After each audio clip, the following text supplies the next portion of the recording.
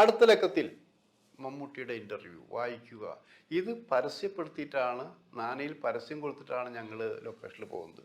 അതൊരു ഉറപ്പാണ്. കാരണം ഇന്ന് ഇൻ്റർവ്യൂ കിട്ടിയിരിക്കും, ഈ ഇൻ്റർവ്യൂ കൊടുക്കും, നേരെ പ്രസ്സിലേക്ക് പോകും. അതാണ് രീതി. മുമ്പും അങ്ങനെ തന്നെയായിരുന്നു. അത് സിനിമയിലായാലും സാഹിത്യത്തിലായാലും ഒക്കെ അങ്ങനെ തന്നെ. ഇവിടെ ചെന്ന് തിരക്കിനിടയിൽ അപ്പം മമ്മൂട്ടിക്കൊരു സ്വഭാവമുണ്ട്. ഈ നമ്മുടെ ശരിക്കും ആ ചെമ്മീൻ സിനിമ കാണുമ്പോൾ കൊട്ടാരക്കര സീത നായർ കഥാപാത്രമല്ലേ, അതാണ് ശരിക്കും മമ്മൂട്ടി ശരിക്കും സ്വഭാവം. നാലാൾ കാണുമ്പോൾ മമ്മൂട്ടിയിൽ ഗമ കൂടുതലാണ്. മമ്മൂട്ടി ഒരു ഇൻ്റർവ്യൂ ആണല്ലോ, പറ്റില്ല, എന്ത് പറ്റില്ല, തൻ്റെ പേരിട്ടായി ഇത് ഇൻ്റർവ്യൂ നമ്മൾ ഇതൊക്കെ ലെറ്റർ എഴുതിയിട്ട് വന്നിരിക്കും. അടുത്തിലൊക്കെ മമ്മൂട്ടി ആ ഇൻ്റർവ്യൂ ആയിരിക്കും, തനിക്കറിയാലോ അതിനെ കുറിച്ച്, എനിക്ക് പോകേണ്ടതില്ല, ഇതൊക്കെ അവസാനത്തെ ഇൻ്റർവ്യൂ ആണ് എന്നൊക്കെ പറഞ്ഞു. ഇൻ്റർവ്യൂ തരുന്നോ ഇല്ലയോ? ഇൻ്റർവ്യൂ തരാൻ പറ്റില്ല ഞാൻ പറഞ്ഞില്ലേ. ശരി, ഓക്കെ. കുറച്ച് ഇരുന്നു.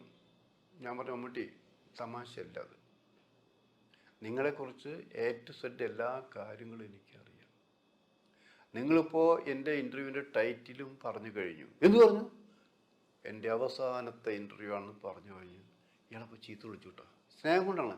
ചീത്ത വിളിച്ചിട്ടാ, ഓ ശരി. ഞാൻ പറഞ്ഞു, നിങ്ങൾ പറഞ്ഞ എല്ലാം ടൈപ്പ് ചെയ്തിട്ടുണ്ട്. അപ്പോൾ ഞാൻ എന്നൊക്കെ ടേപ്പ് റെക്കോർഡൊക്കെ ഓൺ ചെയ്തിരിക്കുന്നത് പേടിപ്പിക്കാനാണ് സെറ്റിൽ, ദുരുദ്ദേശമൊന്നുമില്ല.